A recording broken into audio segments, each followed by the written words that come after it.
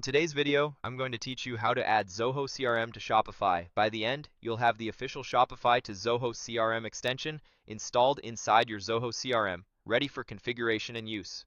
Start by opening your Zoho CRM account and landing on the home page. Make sure you're signed in with an account that has admin permissions, since installing extensions requires the right level of access. From the home page, look toward the top right corner and click the settings icon. This opens the main settings area where all your configuration options live. Inside settings, navigate to the marketplace section. This is where Zoho lists vetted extensions and integrations that add features to your CRM. If you don't see it immediately, look for a marketplace or extensions option. The naming can vary slightly based on updates, but it will be clearly labeled. Once you're in Marketplace, switch to the All view so you can search the entire catalog rather than a subset or featured list. This ensures you'll find exactly what you need without scrolling through categories. Use the search bar and type Shopify to Zoho CRM. That's the exact name of the extension we're installing. When the result appears, click it to open the extension's details page.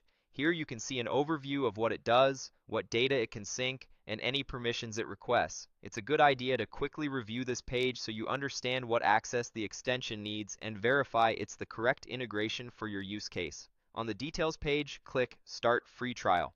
Zoho typically offers a trial period so you can evaluate the integration before committing. If you're already on a paid plan or the trial is automatically included, the button may still say Start Free Trial or simply Install. Follow the prompt you see on your screen. You'll be presented with agreements and policies to review. Click I agree where prompted. You may see this confirmation more than once. Accept each prompt to proceed. This is normal for marketplace installations and ensures you're authorizing the extension to connect to your CRM. Next, click Continue to move forward with the install flow. You'll see another prompt asking you to confirm that you've agreed to the terms. Select I have agreed. When asked to authorize, click I authorize.